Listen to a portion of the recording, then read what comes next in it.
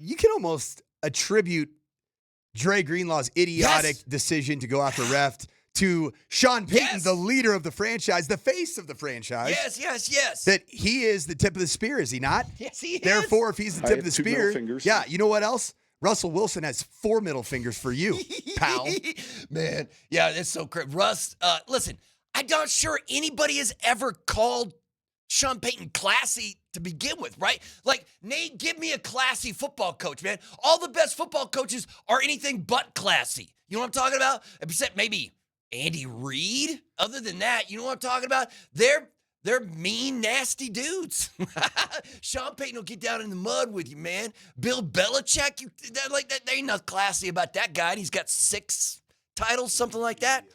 But yeah, so Russ is taking shots at Sean out of nowhere because he thinks Sean took a shot at him, which he did, right? Which Sean absolutely did. So Kreckman and Lindahl have had a segment that they've used throughout the course of the last 3-4 years, the best of my knowledge. Could be longer than that, but tweet beefs. Oh, yeah. This was the local, Yeah. like, tweet beef on steroids.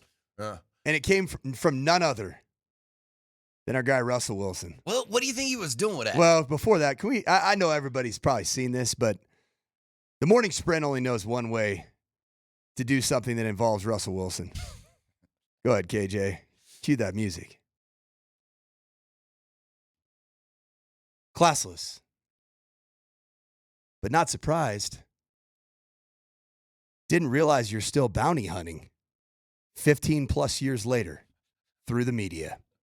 Emoji sunglasses, emojis crying laughing, hashtag let's ride. Yeah, that's the best part. Like, the whole tweet is whatever. Emoji sideways crying laughy face. The emojis can kick rocks too. The hashtag let's ride, it's got a little juice. But that's the problem with Russ, man. He's got no aura. He's got no swag. He's got, you know what I mean? So if you come at Sean, you better come correct. Like, if you come at the king, you best not miss. Because I'm assuming, what do we think? How do you think Sean Payton's going to respond when he gets this question this week? Today, right? Today? Like, how do you think he responds to? There's situation, former player relative to the quarterback position that I don't give too much thought, nor do I pay much relative to attention hereforth other two. Excuse me, Patrick, what other prepositional phrase can I use to kill the dead air here?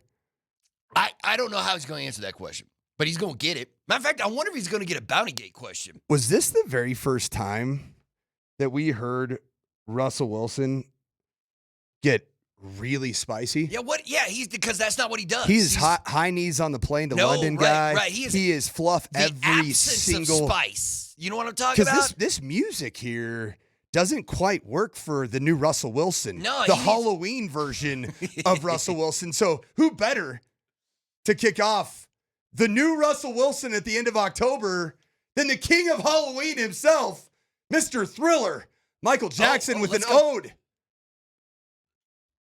to new Russell Wilson. Is this dangerous? Dangerous? Hey, I don't mind this album. You know what I mean? It's not Thriller, but Mike's always got it going on. What? Get it, Russ? Is all of a sudden Russell? Is this what Russ is going to do now? I ain't so nice. You all thought I was soft, didn't you? Is Russell Wilson trying to get a media job? I'm a keyboard warrior now. Yeah, what's this? You didn't know that about me, did you? You know what surprised me is that the NFL players that chose sides, there was a whole bunch of people who were like, man, Russ, shut up. And there was a whole bunch of guys who were like, yeah, man, I hate Sean Payton too. And I was like, wow. You know what? But there is no mid ground with Sean. You either love him or hate him, right? There's I got no opinion. I apologize for me and KJ taking over the program right there. No, that's all right. Do it, man. Here's what happened. This is the inspiration for Russell, his tweet being read out to his press conference tune that we've been using for years here on the Morning Sprint. And then also the Dangerous. I've never heard the Michael Jackson iteration Dangerous correlated with relative to a situation with Russell Wilson. So last night, this is the creative origin of this little segment. Okay. A lot of people take days off of work, right? Yeah. Like, it's okay, right? People do. And it's okay. Like, Yeah, if you got them, take them. Because they ain't going to smoke, give them. You smoke ain't if going you got them, right? Right. I come from a background where you don't. I didn't 20 years and never took a day off work Yeah, I hear that. in football coaching. I hear that. Never once. I could be throwing up actively in the bathroom, and I'm going back and breaking down the third down game plan and staring at a screen for 12 hours as I'm yakking every 9 minutes. Great. So I basically yesterday realized that I'm basically trending towards pneumonia. Okay, so this new world that we live in, I don't have time to go to the doctor, but you know what? They have these things called teledocs. You just call up a teledoc? Yeah, I got a teledoc, and he's like, let's get you on a, what do they call those things where they kill bacteria? Antibiotic. Antibiotic. There you go. Let's get you on an no idea what antibiotic. you're talking about. And then they're also, yes. Well, this is what I got. Anti-inflammatories? So you and Jamal? He's like, how's your chest? I go, well, I've basically been very tight for the last 10 days. Yeah, it's not good. Let's get let's get you on a prednisone steroid anti-inflammatory. Once again, Jamal, you got it for me? Anti-inflammatory? Thank you, Jamal Alberto. Yep. So the thing about this steroid is that, okay, I slept from 9 a.m. or 9 p.m. hard till 1:30 a.m. Ooh. I woke up in a pool of sweat. So I broke all the stuff, right? Yeah, that antibiotic was working. I felt like $1 million. Did you really? But this steroid, this prednisone, you're supposed to take it in the morning. Oh. It was like I felt like I was a Wolf of Wall Street at 1:30 a.m. in bed. And let's go, dude, let's go. And my wife's like, what are you doing? What's wrong with you? Why are you moving around so much? My creative juices, game planning went through the roof. I came up with some of the coolest stuff that I've ever, that I'm going to. You were just drawing up plays left and right. And then I was like, at 3 a.m. And then I kind of hyper focused on this Russell Wilson thing. And I'm like, I mean, dangerous. We got to hit that, right? We got it. No, it's because it's out of character for Russ, man, right? I don't even know why you respond to Sean, because Sean's always going to win that fight, man. Russ, this is your first time, getting into a beef. Sean's been doing it for 40 years. He's got no problem carrying a beef around. Absolutely. Yeah, but I will say that Sean cares about what people think about him. If you don't think he doesn't. Oh, yeah. He cares about the national. Yes, that's He true. could care less what you and I think of him.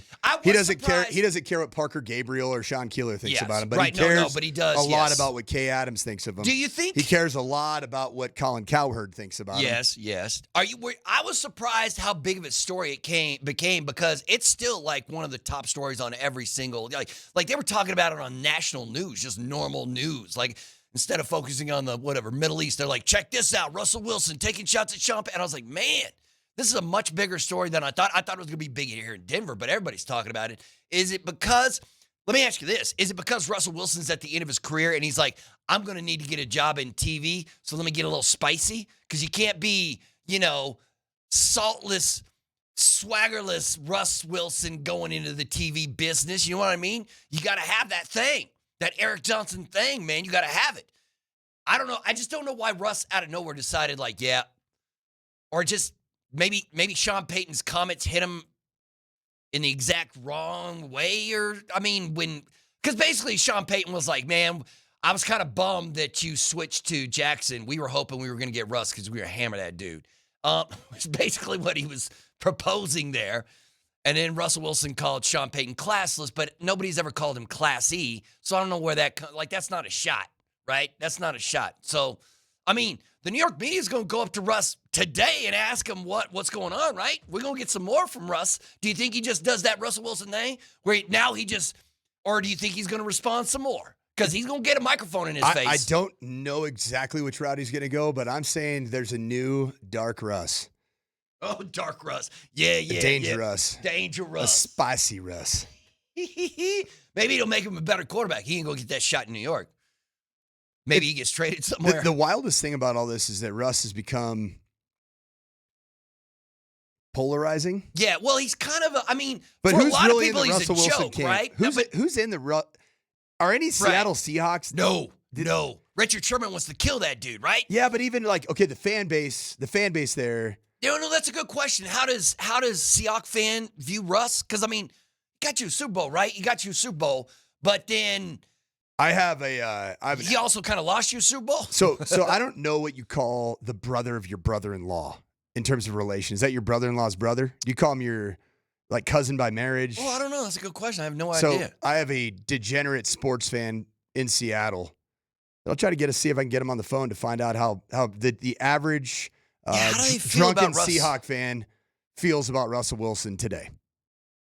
Right, because it feels like, you know what? Let's hear from Russ. Go ahead. Let's hear a little Russell Wilson. So for context, this is Russell Wilson. You were talking earlier, Bert, about is this the spiciest he's ever been? This is Russell Wilson talking about the time that the Broncos asked him to remove the injury guarantees out of his contract. Yeah. Here we go. Yeah, they just during we beat the Chiefs. They came up to me during the bye week, and beginning of the bye week on Monday or Tuesday, and they told me that if I didn't change my contract, my injury guarantee, that I'd be I'd be benched for the rest of the year, and I think we had 9 games left or so. I was definitely disappointed about it, and it was a process throughout the whole week, for a whole bye week, and it was. We just came off beating the Chiefs, played a pretty good game against the Chiefs. We just came off of that, so I was excited, obviously, for us fighting for the playoffs and get on a hot streak. And and then NFLPA and NFL got involved or whatever, I think, but at some point. But I think for me. Yeah, okay. And that's when he started doing the Russell No, Wilson thing. I get it. But see, that's not even as spicy as calling your former head coach classless. Like that, I always forget that the Denver Broncos try to navigate the entire collective bargaining agreement and do Russ dirty. But, yeah, and so I guess I'm Team Russ on that, but everything else, nah. And that's not nearly the shot that he took when you're calling somebody classless, right? Like, that feels like the harshest thing Russell Wilson has ever said to anyone ever, right? Right?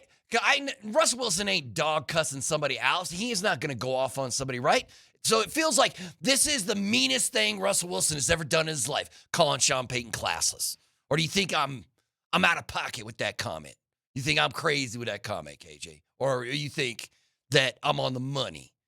No, I think you are on the money. I think in regards to where Russell Wilson is right now, I think he has every right to say this because I think, truthfully, if we're being honest, he knows he's on his way out the door. And I think he understands that if I'm going to get my last jab in, this is probably my last time to do it since this is the last level of relevance I will have for a while. Yeah. Unless it gets a TV gig, then you can take shots at Sean Payton all day, man. Go ahead and do that. But the NFL world is currently talking about my man Russell Wilson, or your man Russell Wilson, and my man Sean Payton. My guy? Listen. Is it okay for me to dislike both of them a bit? Yes, it's perfectly fine. I mean, I It's like perfectly Sean Payton fine. better than Russell Wilson because... Yes, but it's easy to dislike Russ for me because he comes across as so fake. You know what? Like, even if you're like Sean Payton, he's a seems genuine like a jerk, but jerk. he's a genuine jerk.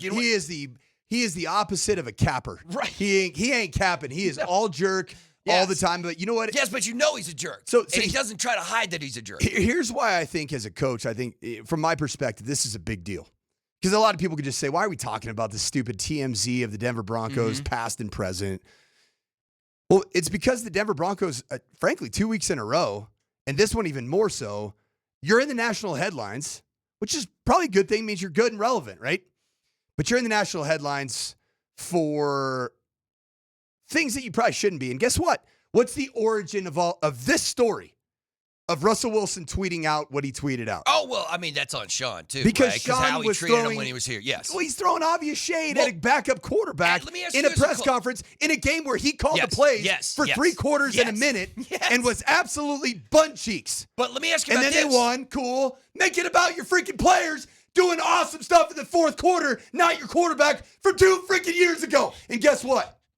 Guess who came to Russell Wilson's defense? Yeah, we got it. We're going to hear for it here in a second. Well, a lot of former players that have played for Sean Payton. Yes, a lot of players. But see, as a coach, let me ask you this, because a lot of coaches in the fraternity don't like Sean Payton either because he has a tendency to throw other coaches under the bus. You know what I mean? Like he will, just like he did with Nathaniel Hackett. Now, he was right about Nathaniel Hackett, but other coaches don't care whether you're right or you're wrong. They care that you are, you're taking the fraternity and throwing it directly under the bus. So how do you feel about, like, I doubt you've thrown an opposing coach under the bus to the press how many times? Zero. Right. And Sean loves to do that. What did Nick Saban do? he would glaze the heck out of whoever he was playing. Yes, he did. Yes, he did. Frankly, no matter how he put that's what Bill Parcells did in his prime. That was the Parcells way. And this is a Parcells guy. I don't know why Sean Payton is okay, different. so I'm getting a lot of text right now. Yes, please move on. Couldn't care less. As you said, TMZ reporting it's so tacky. Okay, cool.